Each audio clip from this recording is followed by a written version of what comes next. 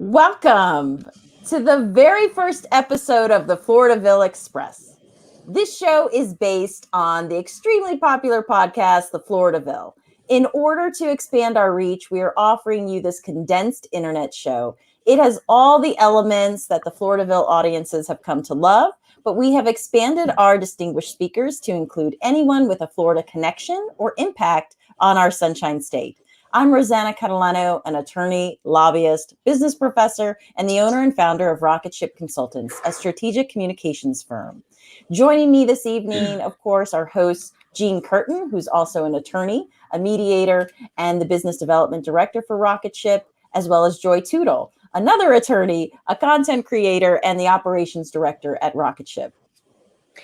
Our guest tonight is Paul Coley, founder and CEO of Scent Evidence Canine.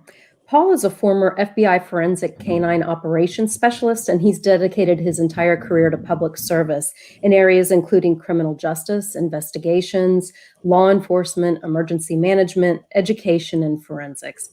Paul founded Scent Evidence Canine in 2012 to help local communities and emergency responders locate missing persons by developing innovative and really effective methodologies to locate them.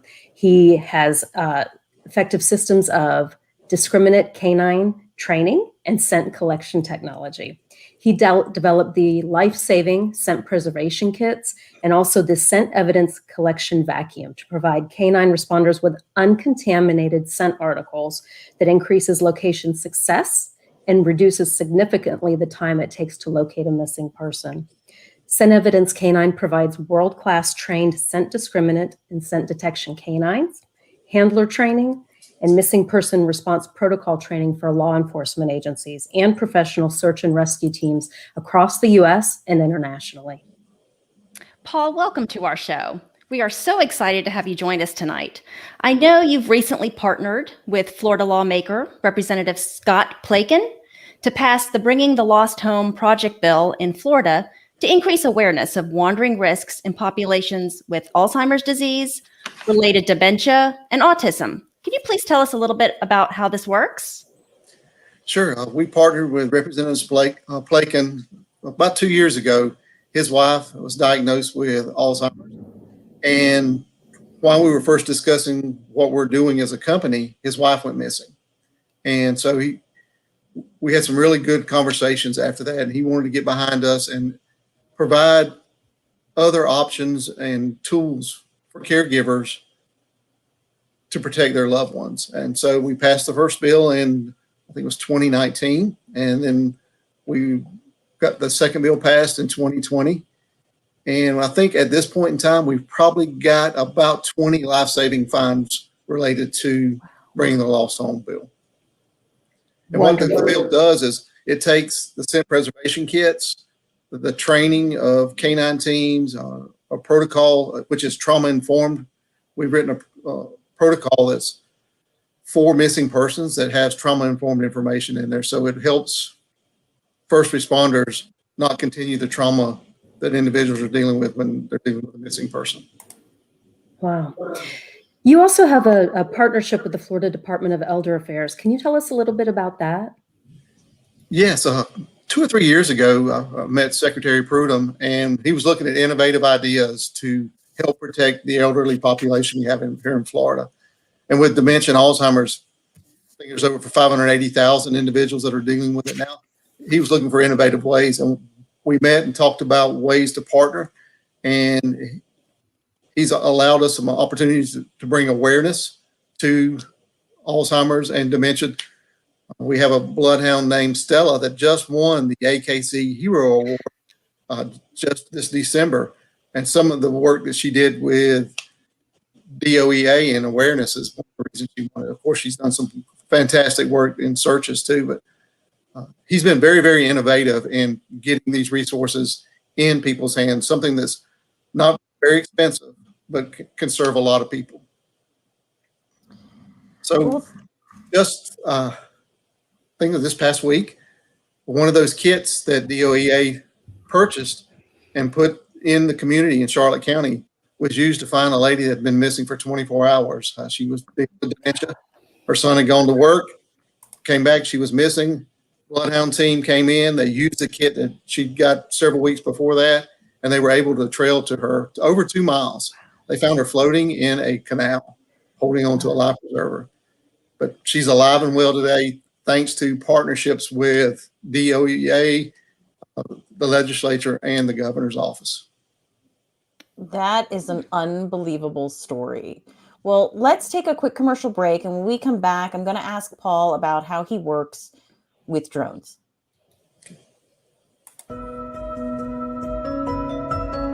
At Rocket Ship Consultants, our mission is to take your organization to the next level.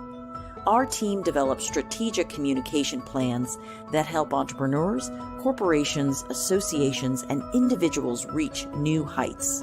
Our consulting team is made up of attorneys with additional experience in journalism, public relations, politics, broadcasting, and advocacy.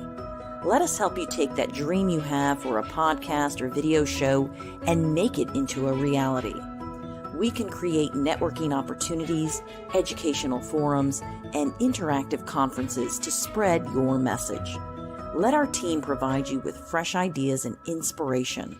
Rocket Ship Consultants offers a variety of services, so check out our website at rocketshipconsultants.com. Take off with Rocket Ship Consultants and launch your organization with us.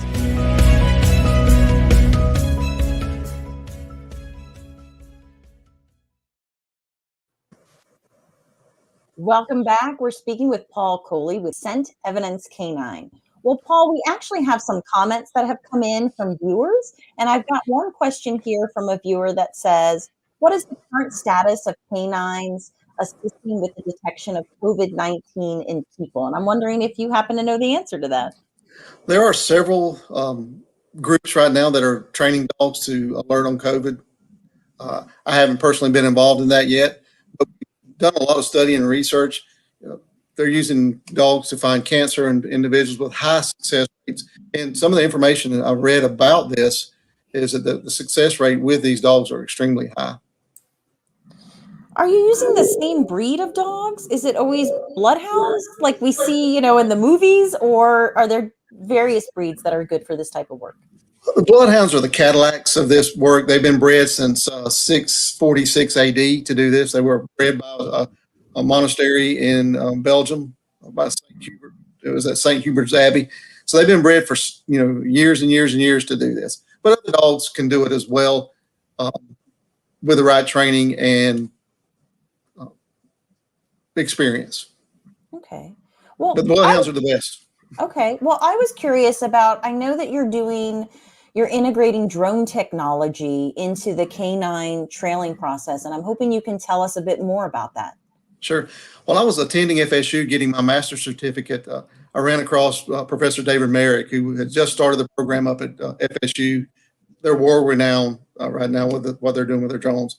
So we started talking about operational activities, and the drones and their capabilities are really, really important for us. They provide overwatch for the handlers, keep us and the dogs safe. And some of the innovative things we're doing, we found we have information that individuals that are dealing with dementia or children on the spectrum tend to go to water. So if we get a call that there's a missing person, the drone team will start looking at maps. And as we get on scene, they will go ahead and put birds up or drones up to look down in the water to see if that person's there. Because time is the one thing that you don't have enough of when you're doing a missing persons case. So every chance we can get to cut a few seconds off of that and use innovation, we do. Great. What are the biggest challenges that agencies and local communities face when a person goes missing? Obviously, time is part of that, but there's some other specific challenges that are pretty across the board. There some areas don't have the resources. They don't have the scent discriminate dogs or the training. So having the right resources, that's one of the things we wanted to do starting in 2012. One of the mission statements we had for our company was to place these resources within an hour's response time of everybody in the United States. And we're making a lot of headway. So having the right resources, the right training, it's very, very important. And having it trauma informed. We really look at that as very, very important so that we don't continue the trauma in the search process. How are you using the scent collection, the technology, and the scent discriminate canine training to enhance search performance and your location success? Just today, we got a phone call from Bay County Sheriff. They were using our techniques and training, the scent collection process, in a murder case, and they were very, very successful. So this is good for missing persons cases, but it also is good to help keeping our communities safe as well. Last week, I think we gave 2 awards to Lee County Sheriff's Office. 1st of November, they found 4 different individuals with dementia and autism. So the success rates we're seeing are through the roof. We collect data as well. We think data is very, very important to the process. There's not a lot of that collected. And we've got about 150 data points right now, and we're seeing in the 90 percentile success rates with our dogs teams. Wow. And this is all over the U.S. So I was wondering how these innovative processes and helping with the increase in recovering people with dementia and autism who might be at a higher risk for wandering. Could you repeat that for me? Sure. No, I was wondering how these innovative response processes are increasing the recovery of people with dementia and autism who might be at a higher risk of wandering. When we started our company, we looked at the entire process, not just the dogs, but we looked at the missing persons process and the application of different tools. Of course, we use a lot of dogs with ours. So one of the things, we did a root cause analysis. The consent article was an issue for us. And we saw a much lower success rate. So we kind of call it the pig pen theory. In your home, odor transfers back and forth, just like when Pigpen walks through a house. That's how we look. So having that pure scent for a dog increases the effectiveness and efficiency of that responding canine team. So we're seeing numerous successes. Daisy, which is the bloodhound we named in honor of Representative Plaken's wife, has already helped with a murder case. And a week or so ago, she found a missing 14-year-old suicidal young lady. And the time is so important, and being very, very good at what you do, cutting minutes off of those searches is extremely important. And that's what our technology does. It makes it much more effective and much more efficient. How have you had to pivot in response to COVID-19? We were moving really well until March. And then I do a lot of business with law enforcement agencies and first responders, and focus changed for a short period of time until we started realizing that disrupting patterns, daily behavior patterns for individuals that are dealing with dementia was a major issue. So at that point in time, Department of Elder Affairs, Secretary Prunham reached out to us to develop and get these kits in people's hands, because we're starting to see more individuals going missing because of COVID and the way it was impacting our communities. Go ahead. On this journey of building your business, what has surprised you the most? Wow, everything's been a surprise to me. It really has been. It's been a fun surprise. I worked in state government for a long time, and so I was used to routines and things being pretty much controlled.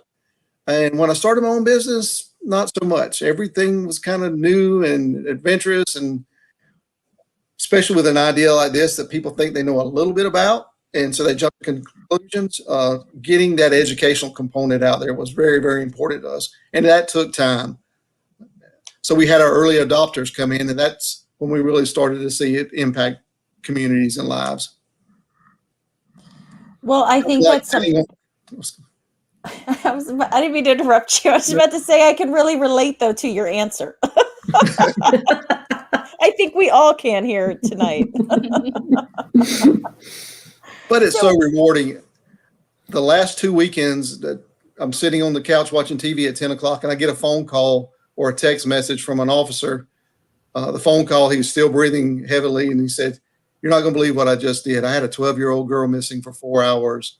I used your techniques, and 3 miles later, I find this young girl hiding, and I just put her back in her mom and dad's hands. Oh. Nothing, I mean, no amount of money can match that. So we're really excited about that. And then the next morning I get the call from Melanie Merritt, who's a handler for Daisy, about her 14-year-old girl she just found. The commitment to these officers and first responders have is unbelievable, and they care so much about the people that they're serving. So it's a really wonderful opportunity for us to be part of that. Is there anything you wish you knew before you started down this road in building your business and creating these kits? You know, I don't think so, because I think if I'm known more, I probably wouldn't have done it.